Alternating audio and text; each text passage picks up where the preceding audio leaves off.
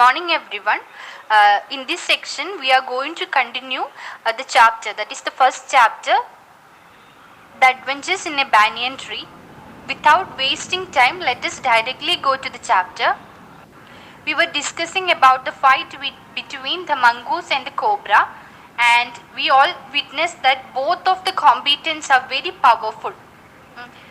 Today the beginning stanza is that instead he fixed his gaze at a point just below the cobra's suit and opened the attack.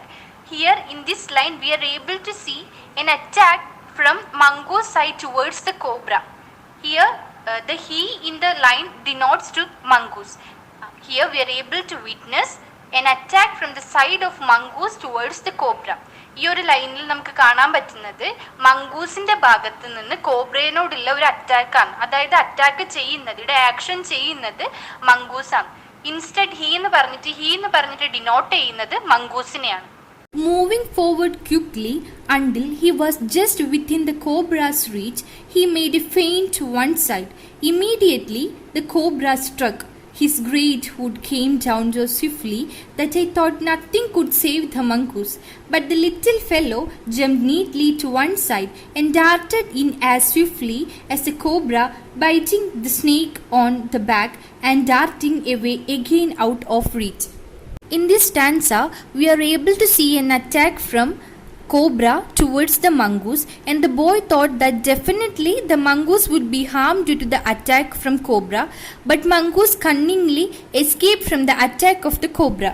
ഈ ഒരു പാരഗ്രാഫിൽ കോബ്രയും മംഗൂസും തമ്മിലുള്ളൊരു ഫൈറ്റാണ് നമുക്ക് കാണാൻ വേണ്ടി പറ്റുന്നത്.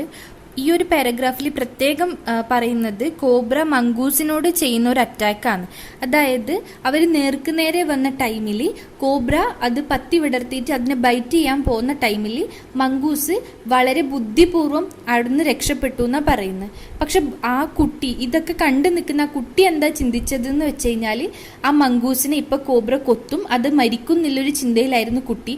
പക്ഷെ അതിവിദഗ്ധമായിട്ട് നല്ല രീതിയിലുള്ള സൂത്രങ്ങൾ ഉപയോഗിച്ചിട്ട് ആ മംഗൂസ്, ആ കീരി കോബ്രയുടെ ബൈറ്റിൽ നിന്നും രക്ഷപ്പെട്ടു എന്ന ഈ ഒരു പാരഗ്രാഫിൽ പറയുന്നു.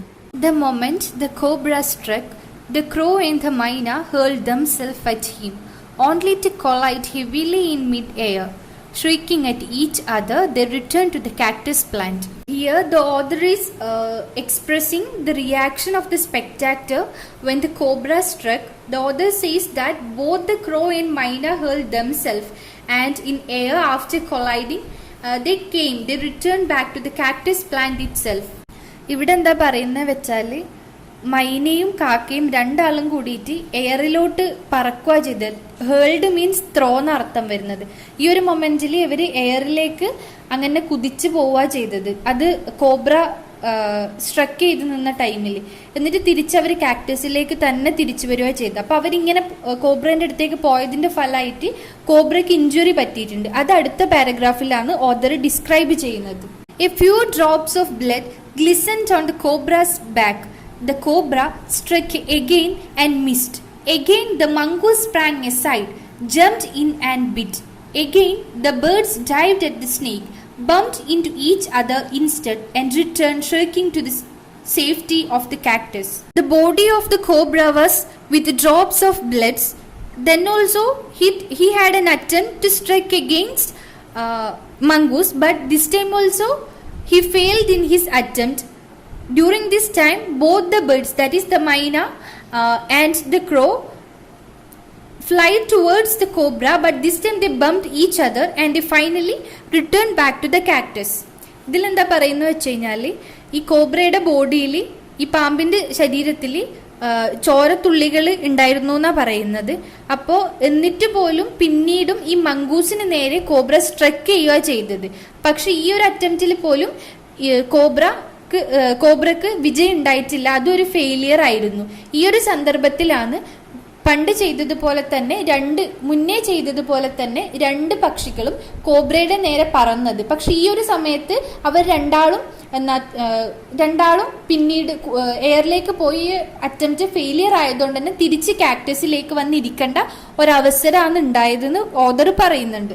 The third round followed the same course as the first, but with one dramatic difference. The crow and the myna, still determined to take part in the proceedings, dived at the cobra. But this time they missed each other as well as their mark. The myna flew on and reached its perch, but the crow tried to pull up in mid-air and turned back. In the second that it took him to do this, the cobra whipped his head back and struck with great force, his snout thudding against the crow's body.